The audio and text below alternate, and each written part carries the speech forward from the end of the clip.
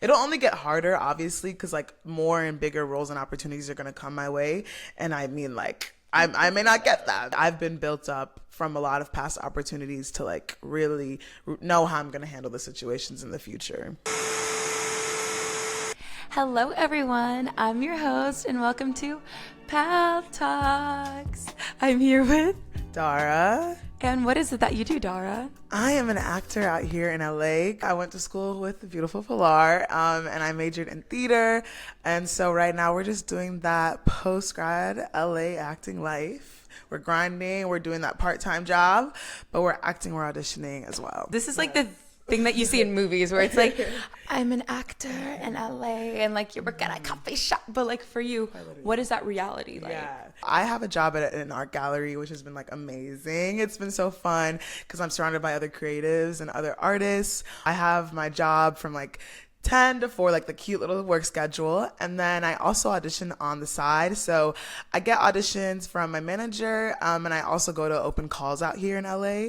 And I'm also like non-union. So going to open calls specifically for theater, that's like, it's a journey. It's like get yourself up early and get in line and sign up and wait that whole 8 hours to just maybe have a chance to be seen to auditions. That's really like the day-to-day, honestly. Just trying to make sure that like you're doing what you love, but also like you can support yourself financially and mentally. Such a big thing. And I'm so lucky to be surrounded by like other people who are doing the exact same thing as me. So I don't feel like I'm isolated. What was honestly the biggest shock for you when you actually started to do this grind, do this hustle? Ooh, the biggest shock is like how quickly things change and turn. We graduated into the strike. That was like a quick U-turn. It just halted everything, and everything kind of had to be like stopped in this like la-di-da bubble. Like, I'm gonna book this big movie right out of graduation. That balloon popped. You have to be extremely adaptable. I mean, living in LA post-grad period, you have to be adaptable. I did theater. I turned to like theater a lot, and I did a theater show at Santa Monica Playhouse. And so that kind of kept me up and like creatively running for a little bit. But I think it's just how adaptable I've had to be. Like, I didn't realize how adaptable I could be.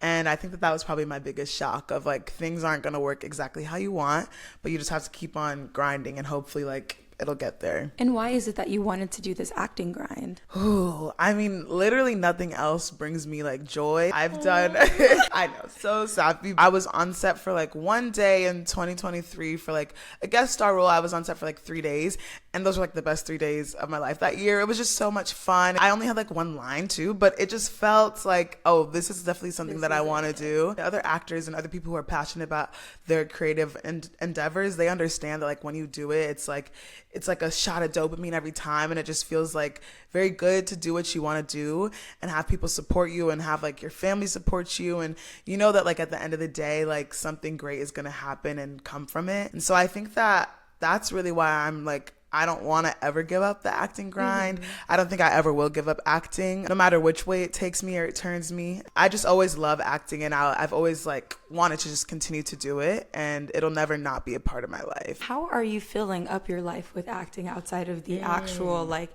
auditioning and da-da-da? Because you know, sometimes you don't get this thing, you don't get that thing, but how do you keep your craft sharp always? Such a good question.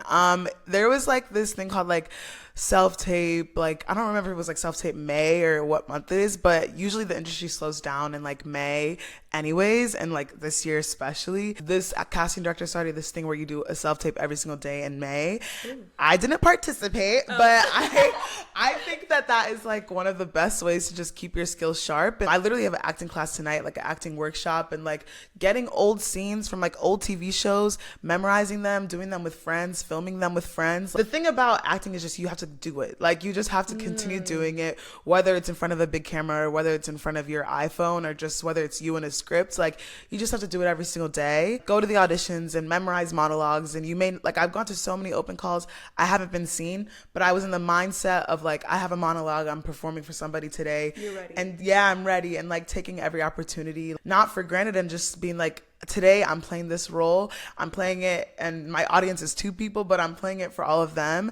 And I think that's what it is. You just have to like keep finding places where you can act and do that for yourself, because I've said it so many times, like, no one's going to give that to you. You have to give it to yourself. So I think that giving yourself the yes and the space to like act. And whether that's in your room and you're like printing out a monologue and you memorize it with yourself, or you get you and another friend and you guys do monologues together and you help each other and you constructively criticize each other, like that's honestly some of the best ways to keep the tool sharp. It's just like you can't ever stop doing it for a prolonged period of time. For you, do you like those moments where you're more by yourself doing the monologue, or do you like that back and forth tit for tat? Yeah, I love like a scene. Like I love getting a scene and doing it with somebody. Watching other people act is also so extremely helpful, and watching them interact and like giving them like notes, and I think that also just helps your gears continue to turn. But yeah, I'm not a monologue girl. I love doing scenes. Like I love doing scenes. I love a back and forth, even in a self-tape. Like I just love back and forth with somebody. So that's me. And something you mentioned a lot, our friends.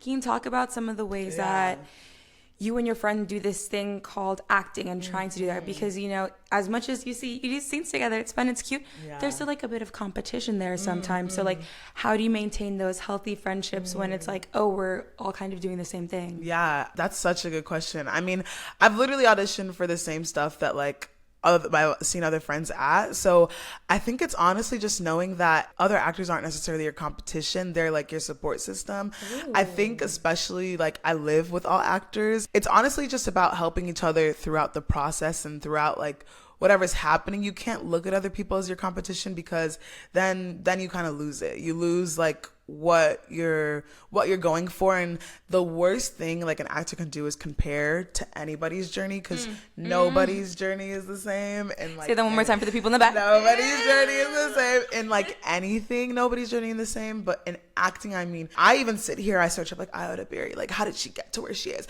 But like she started out as a writer. I'm a terrible writer. I like can't even compare myself to her. So I think it's just like staying in your lane, yes, but also knowing that you have a support system and friends who are going to be there to support you is incredibly important. And knowing that those friends don't see it as a competition either. I've gotten very lucky to be surrounded by people who don't see it as a competition, but we help each other along in every single way. And they've just been so incredibly supportive, and like vice versa. Like I just want to be incredibly supportive of my friends. And I just know that when one of us like is up there, we can have the outreach to make every single other person up there as well. It's the Issa Rae thing of like working across and making sure you keep the bonds with the people in your space right now, not trying to climb up and get where other people are when you have a whole network of people right next to you. Even in like my program, we were literally pitted against each other for roles, and like we were like our classmates were our competition, and you would be like, I got this, and then someone would have been called back for the same role. That also trained me a lot to be like, oh, like we're all going to be competing for the same things, but like as long as we're supportive about it and like we're helping each other out through everything, it'll be fine. And it's a lot of tough skin that you have to like procure as well. And wait, can you talk about a moment where you really had to get that tough skin together? I auditioned for like this show that I thought I was like perfect for in college, and there was like a Nigerian role, and I was like, oh, this is literally like it. And a lot of like things happened in that audition process, and so I ended up like not getting that role, and I was like, whoa. And then that semester I didn't get into any show, and I had planned to get into a show that semester, and I didn't get into any. And I think that it was just so like difficult at that time to like take that. But then I had to boss up and be like, now I can take other classes in the entertainment industry. If I got into a show, I wouldn't have been able to take like one of my most favorite classes to this day and have an internship. Like everything honestly works out for your good in the end. That's kind of something I believe in. I took a hit, but I also had to realize like my role in me not getting a part in it, and like honestly really realizing that and realizing things that I could have done better, but also knowing that that show wasn't for me to be in that show at that moment in time. But I think even in like high school, I heard so many no's, like it's insane. So my tough skin has been built throughout. And I think in college, it just got like solidified, and it'll only get harder obviously, because like more and bigger roles and opportunities are going to come my way.